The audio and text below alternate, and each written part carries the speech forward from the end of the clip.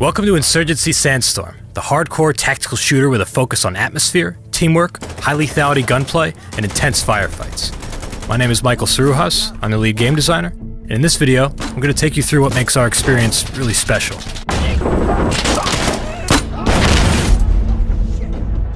Insurgency Sandstorm offers both cooperative and player versus player experiences across a wide variety of maps and layouts. In our co-op mode checkpoint, you can play solo or team up with other players against challenging AI. Your team must capture and destroy objectives as you advance through the map, but be careful. You only respawn when your team completes an objective. That means if you're the last one alive, it's all on you. Every time an objective is captured, there's a chance the enemy will launch a counterattack. Whoever just captured now needs to defend their new position until the attack ends and their team finally respawns. Sandstorm features 3 player versus player modes: push, firefight, and skirmish.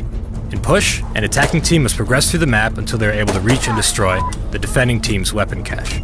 This mode moves fast and intense, with team coordination and fire support being critical to a successful attack or defense. In firefight, however, things slow down. This mode focuses on close and intimate encounters, featuring restricted loadouts and no fire support. The map has 3 objectives. Every time a team captures one, they respawn their dead teammates. You need to take all 3 objectives or kill all the enemy to win. The clutches get real here, with one player able to bring back the entire team with just a single capture. There's also a ranked 5 versus 5 for those looking for a more competitive experience. Skirmish is a large-scale open battlefield where players need to destroy the other team's weapon cache, defend their own, and hold all 3 objectives. Each team needs to keep their weapon cache safe, because if they lose it, they'll stop getting those respawn waves from captures. Skirmish also features vehicles, which can be used to quickly get on point or lock down key positions. They have MGs that chew through walls and flesh alike, and because of their shields, they can be really tough to take down without explosives.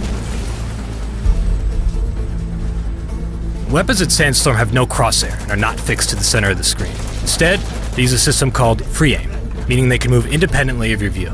You always need to mind your muzzle and pay attention to where your weapon is pointing. Whenever you fire, that's where the bullet is going to go.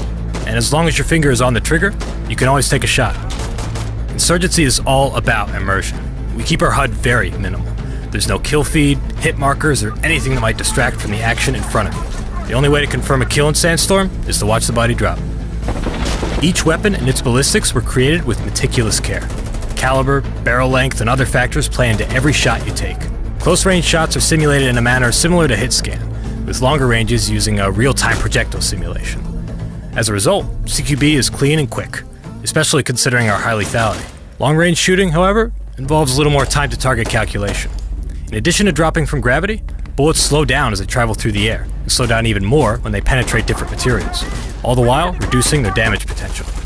A thin wooden panel isn't much, but a thick concrete barrier is a different story. Now, ammo management is important. When you reload an Insurgency, you're not just dipping into a magical pool of ammunition. You need to keep track of every magazine you have and how many bullets you have in each one. If you forget, you can always pat down your vest with an ammo check to get a rough idea.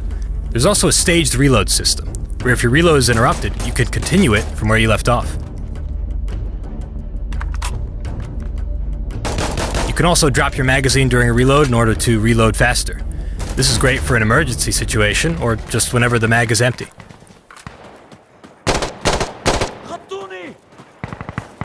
Every sound in Insurgency Sandstorm tells a story.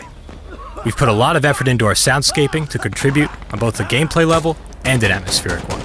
Every gunshot, explosion, call-out, artillery shell, helicopter rotor, and footstep have been carefully created to realistically take into account distance, location, and occlusion.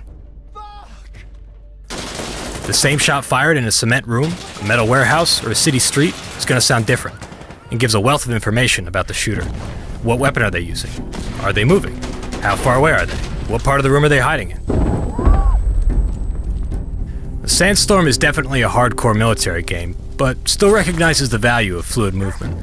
There's a variety of interaction options, including low vaulting, high vaulting, sliding, door breaching, and charging.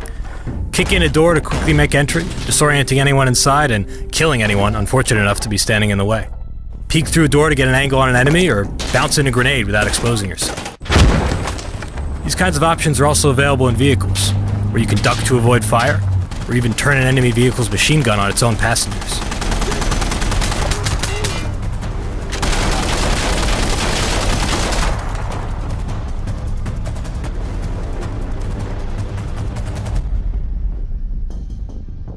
Sandstorm features a large class selection, each with its own weapons, equipment, and abilities. Weapons are never unlocked. They're all right there from the start. The weapons available to you depend on your class. All your gear is purchased using a limited amount of supply points, and everything you carry has weight to it. This means that every choice has a cost. Go light with no armor and an SMG to run fast and get on objective quickly, or get strapped with heavy armor and extra ammo to clear indoor areas. The Demolitions class can bring explosives to take out vehicles or hold up groups of enemies, while the Marksman could take high-powered rifles for long-range engagements. The Commander and Observer classes can work together to bring powerful fire support to the field. Call in artillery strikes, smoke screens, gas attacks, airstrikes, explosive drones, and helicopter support. Weapons can be customized and equipment selected to suit a variety of roles. Create your own personal build from a wide variety of upgrades including optics, foregrips, suppressors, explosives, quick-draw holsters, greased bolts, and more. As with our weapons, these are never unlocked. They're all right there from the start and depend on your class.